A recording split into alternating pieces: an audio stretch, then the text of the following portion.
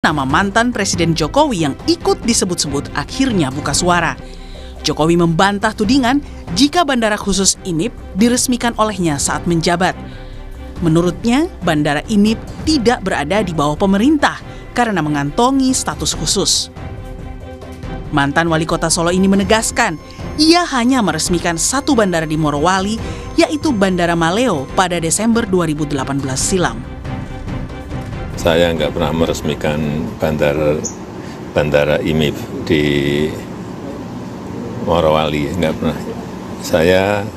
Seingat saya yang saya resmikan adalah Bandara Maleo di Morowali, itu yang membangun pemerintah. Kalau yang IMIP itu saya kira miliknya swasta. Ya, semuanya kan hal yang nggak baik kan ditariknya ke saya. Merespons soal belum adanya petugas bea cukai yang ditempatkan secara permanen di Bandara IMIP Morowali, Menteri Keuangan Purbaya menyebut ia akan segera mengirimkan petugas bea cukai jika ada permintaan atau penugasan resmi. Keberadaan bea cukai di lokasi vital seperti Bandara IMIP adalah penting untuk mencegah dan mengurangi segala bentuk pelanggaran, seperti bebasnya orang dan barang keluar masuk tanpa pemeriksaan. Mengirim bea cukai ke Bandara IMIP kapan Pak rencananya Pak? Sesuai permintaan, begitu ditugaskan kita taruh di sana. Sementara itu, menyangkut tindakan tegas soal keberadaan Bandara IMIP tanpa bea cukai dan imigrasi, Menteri ESDM Bahlil Lahadalia mengaku kementeriannya tidak memiliki wewenang menginvestigasi keberadaan bandara. Meski begitu, Kementerian ESDM menantikan laporan tim Satgas PKH soal ada tidaknya aktivitas tambang ilegal di kawasan tersebut. Di bandara itu kan ada Kementerian Teknis yang mengaturnya. Kalau kami di bidang pertambangannya, Kementerian SDM itu di bidang pertambangannya termasuk rekomendasi terhadap bagian hilirnya. Tapi dalam pengamanan objek yang ada di bandara itu merupakan kewenangan daripada Menteri Teknis. Arahan Bapak Presiden kepada kami sebagai Satgas dan sebagai Menteri SDM adalah tegakkan aturan. Jangan pandang bulu, karena nggak boleh negara kalah dari apa yang terjadi yang kurang pas dan atau melanggar hukum. Sorotan terhadap Bandara IMIP mencuat setelah Menhan Syafri Samsudin menyampaikan kritik ketika meninjau fasilitas penerbangan di kawasan pertambangan Morowali, Sulawesi Tengah 20 November lalu. Saat itu Syafri menghadiri latihan terintegrasi TNI dan instansi terkait. Ia menyebut keberadaan bandara tanpa kehadiran negara sebagai anomali yang berpotensi memunculkan kerawanan bagi kedaulatan ekonomi Indonesia. Tim Liputan Kompas TV.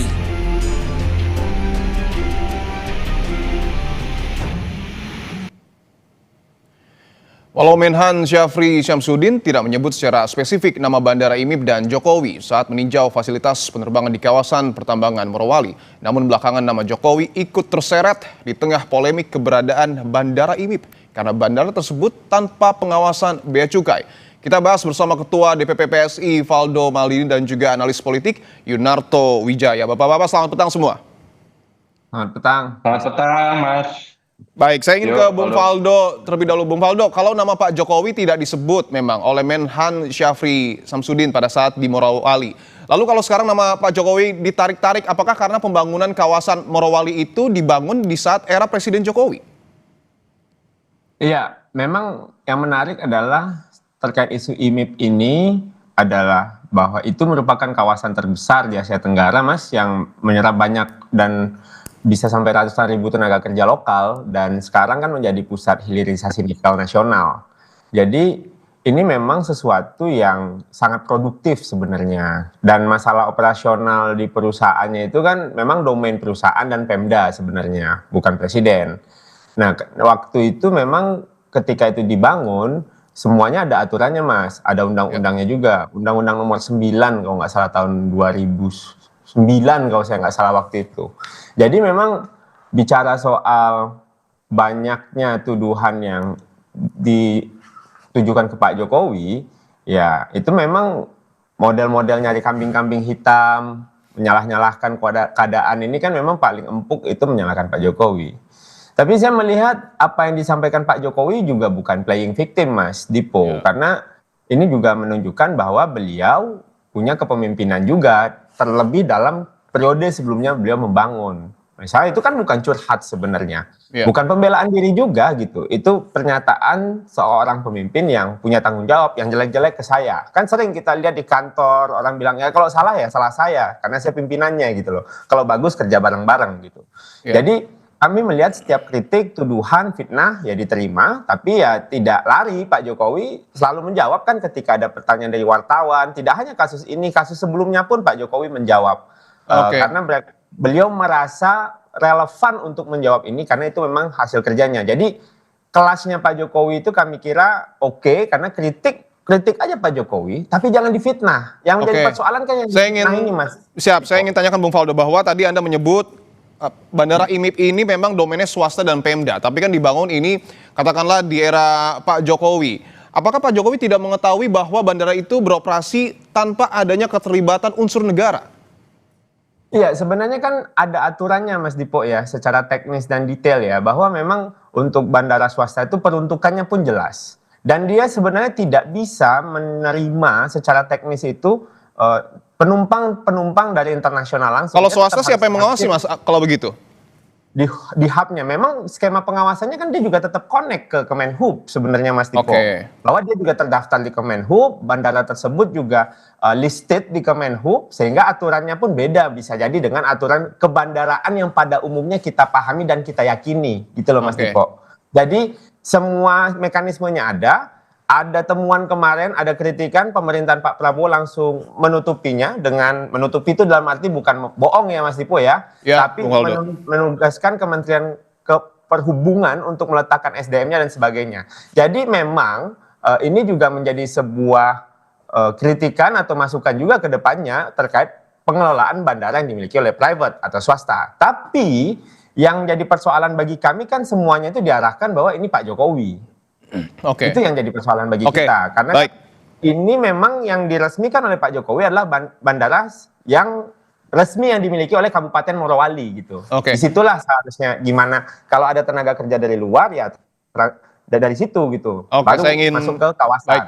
Saya ingin ke Mas Soto. Mas Soto, bahwa tadi Bung Faldo mengatakan seakan Pak Jokowi ini selalu dikambing hitamkan dan di medsos nama Pak Jokowi memang langsung disorot. Apakah Anda melihat ini ada yang menyetir, Mas Soto? Saya nggak tahu ada yang nyetir atau tidak ya, tapi saya nonton sendiri videonya dan saya harus katakan memang Pak Jokowi dalam konteks ini korban hoax. Karena videonya mengatakan bahwa Pak Jokowi meresmikan bandara IMIP, padahal kan tinggal di browsing 23 Desember 2018 memang Pak Jokowi meresmikan bandara Maleo yang sama-sama ada di Morowali. Tapi memang itu menurut saya kita harus clearkan dulu bahwa Pak Jokowi meresmikan kawasan IMIP itu iya di 2015. Dan itu yang tersebar videonya ya? Dan itu yang kemudian orang... Ada spanduknya bahwa Pak Jokowi datang ke kawasan industrial IMIP. Oh betul. Jadi dicampur adukan 3 info. Yang pertama Pak Jokowi meresmikan kawasan IMIP, itu 2015 betul. Pak Jokowi juga memang meresmikan yang namanya Bandara Maleo, itu 2018 betul. Tapi caption yang dibuat itu seakan-akan Pak Jokowi meresmikan bandara di IMIP. Itu clear. Nah, isu ini kenapa menjadi kemana-mana dan bisa digoreng banyak pihak? Menurut saya problemnya ada di pemerintahan Pak Prabowo dalam konteks manajemen, entah itu secara komunikasi atau dalam konteks koordinasi atau konteks supervisi. Sampai sekarang kita warga nggak tahu loh jawaban yang benar seperti apa, karena dari statement Menhan itu dibantah oleh Wamenhub, oleh Pak Suntana, bahwa ini seakan-akan legal. Yang menariknya, ternyata koordinasi internal di antara Wamenhub dengan Menhub itu juga berbeda. Karena dari Kemenhub itu menyatakan bahwa sudah ada keputusan di bulan Oktober, keputusan nomor 55 tahun 2025, itu yang mencabut keputusan nomor 38 tahun 55, di mana bulan Agustus memang mengakui bahwa ada surat menteri yang menyatakan bandara ini kemudian menjadi bandara internasional. Pada titik itu menurut saya bermasalah. Seorang Menhan kemudian merasa kalau sudah jadi bandara internasional, kenapa tidak ada imigrasi dan berbagai macam perangkat yang disertakan harusnya ada dalam aturan. Ini yang menurut saya harusnya dijelaskan sehingga kemudian tidak muncul macam-macam tafsir. Sekarang orang seakan-akan merasa yang tidak mengerti bahwa bandara khusus ini baru pernah ada itu di Morowali. Enggak. Di Sulawesi Selatan Vale itu ada, di Freeport itu ada, di KPC Kalimantan Timur itu ada, tetapi mungkin dianggap tidak menyalahi aturan. Jadi menurut saya yang harusnya berbenah adalah manajemen pemerintahan Pak Prabowo, baik koordinasi antar menteri ataupun bahkan koordinasi di dalam kementerian teknis yang bersangkutan sehingga kemudian tidak terkena dampaknya kemana-mana dan isunya jadi bola liar. Oke, menurut Anda Mas Toto, apakah perlu adanya klarifikasi resmi dari Menteri Pertahanan terkait hal ini? Iya, menurut saya paling baik adalah konferensi pers antara Kementerian Pertahanan dengan Kementerian Perhubungan. Karena kan perbedaan pendapat ada di dua kementerian tersebut. Kementerian Teknis yang ada di Kementerian Perhubungan, yang kemudian kemarin membuka fakta ini adalah Kementerian Pertahanan. Jangan sampai kelihatan wibawa pemerintahan, bukan pemerintahan, bahkan Presiden Prabowo itu menjadi jelek karena ada seakan-akan perbedaan sikap antar dua kementerian, bahkan antara menteri dengan wakil menteri. Itu catatan khusus. Jadi sorry, dalam konteks ini saya kasihan dengan Pak Jokowi, nggak ada kaitannya dan ke bawah-bawah. Ini benar-benar hoax kalau menurut saya. Oke, saya ingin ke Bung Faldo. Artinya ketika Mas Toto mengatakan bahwa sebenarnya persoalannya ada di manajemen pemerintahan Pak Prabowo, Anda sepakat dengan hal ini? Iya, sebenarnya kan ini juga merupakan temuan sidak ya kalau saya lihat. Dan memang ada beberapa faktor-faktor di lapangan yang ketika itu kalau dilihat lebih jauh ada latihan atau masuk ke kawasan gitu, dan Pak Syafri sebagai Menteri Pertahanan memberikan statement doorstop atau pernyataan pers mungkin pasca latihan tersebut. Nah, memang terkait bandara ini bukan bandara yang pertama yang ada, setuju sama Mas Toto, ada di Vale, ada di Papua dan sebagainya. Tadi undang-undangnya juga di Undang-Undang Nomor 1 tahun 2029 pasal 247 Mas Dipo. Nah, jadinya udah ada aturan mainnya. Dan terkait koordinasi komunikasi yang dimiliki oleh pemerintahan hari ini, ya ini memang problem klasik yang selalu dimiliki oleh sebuah entitas, Mas. Bukan hanya di negara, tapi juga hal ini juga sesuatu yang juga membuat kita melihat, oh ternyata udah ada penjelasan dari Pak Wamenhub, Pak Suntana. Gitu. Baik, nah, bahwa tadi, mohon maaf Bung Faldo, bahwa tadi disebutkan Pak Jokowi mungkin saja menjadi korban hoax. Menurut Anda siapa yang bermain dalam polemik ini? Iya, memang kalau tuduhan hoax Pak Jokowi ini memang pada akhirnya sih munculnya kalau saya lihat dari sosial media semua, Mas. Nah, kawan-kawan ini persoalan komunikasi yang tadi Mas Toto sampaikan itu persoalan lain pada akhirnya. Nah, saya nggak tahu sih ini siapa ini.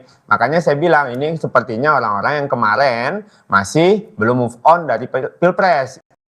Ya, belum move on siapa itu, Bung Faldo? Karena Mas Toto udah move on gitu loh. Nah, jadinya kalau menurut saya, Mas, memang ini kawan-kawan yang masih ingin mencari kesalahan Pak Jokowi.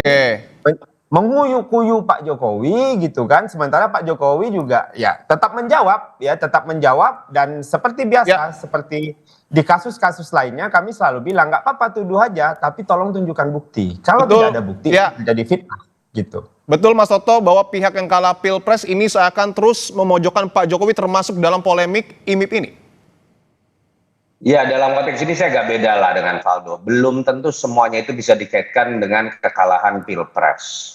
Bisa jadi yang kemudian merasa tetap tidak suka dengan Pak Jokowi juga ternyata milihnya 58%, bagian dari 58% atau milih 02 bisa juga loh. Karena kan kekuatan pilihan Prabowo Gibran ini kan ada juga yang memang sebenarnya hanya suka dengan Prabowo, ada yang hanya suka dengan Gibran, ada juga yang suka dengan kedua-duanya. Jadi menurut saya nggak bisa dikaitkan dengan hal tersebut. Jadi masuk aja ke urusan isunya sendiri, bahwa memang isu ini sih saya harus katakan nggak pantas untuk kemudian dibuat menjadi sebuah hoax. Dan saran saya tetap, Faldo misalnya bisa disarankan juga ya ke teman-teman misalnya relawan Jokowi. Saya sempat baca tuh ada konco Jokowi meminta Pak Prabowo memecat Pak Syafri Samsudin. Saya pikir apa urusannya sebenarnya. Jadi jangan juga kemudian karena defensif lalu kemudian malah menjadi ofensif dan menimbulkan image kertakan ya di antara pemerintahan Pak Prabowo Gibran atau antara dua kekuatan Jokowi dengan Prabowo. Santai saja, saran saya, makanya saya dalam dialog sebelum walaupun agak berdebat dengan Faldo, tapi saya pikir saya punya satu kesamaan sikap. Bagaimana sih cara Pak Jokowi menghindari fitnah? Pak Jokowi kurangi bahasan mengenai politik elektoral. Kalau bicara tentang elektoral, mau itu SBY, mau itu Mega, itu pasti akan kemudian mereka dilihat sebagai makhluk elektoral. Bahasannya kemudian menjadi politik lagi. Tapi kalau SBY, Megawati, Pak Jokowi itu banyak datang ke luar negeri, lalu bicara di forum internasional, memberikan masukan didasarkan pada pengalaman pemerintahannya sendiri. Saya pikir orang akan melihat dia ada di atas level seorang politisi sebagai seorang negarawan, dan pada titik itu fitnah akan berkurang dengan sendirinya. Oke. Sorry nih Valdo, bukan nggak pengen Pak Jokowi ngurusin PSI, tapi itu yang menurut saya dilakukan oleh seorang mantan presiden seharusnya. Oke, saya ingin ke Bung Faldo bahwa tadi Mas Otto menyebutkan Pak Jokowi ini masih cukup sering memberikan narasi khusus yang mengarah kepada elektoral. Tanggapan Anda, singkat saja, Bung Faldo. Ya, kalau saya mungkin jawabannya tadi bicara soal yang belum move on, karena bagi saya ini juga simple. Karena ini juga soal adu posisi di 2029. Bisa jadi, ya bisa jadi yang bagian menang pun belum move on gitu. Karena pengennya menang dengan cara yang lain skemanya. Jadi memang Pak Jokowi dijadikan... Skemanya itu maksudnya gimana, Bung Faldo? Ya kan macam-macam aspirasi partai-partai ini kan banyak, Mas. Arahnya? Nah, jadi kalau bicara... Kenapa, Mas? Arahnya kemana? Ya arahnya kan ini soal pertempuran ke depan, ya. Pemilu sudah dekat kalau bagi beberapa kawan-kawan gitu. Nah jadi kalau bagi kami terkait apa yang Mas Toto sampaikan, memang Pak Jokowi sebagai respon ya dari kritikan yang terjadi yang dijelek-jelekan ke arah saya itu sebenarnya bukan keluhan juga sih Mas, tapi itu kayak perisai gitu loh bagi dia, bagi beliau, karena bagi beliau yang penting saya tanggung jawab atas apa yang saya pernah sampaikan, apa yang pernah saya kerjakan. Ini maksudnya, bentar Bung Faldo, mohon izin saya coba dalami lagi. Artinya yang mengarahkan ini arahnya ke yang menuding ijazah atau lain pihak?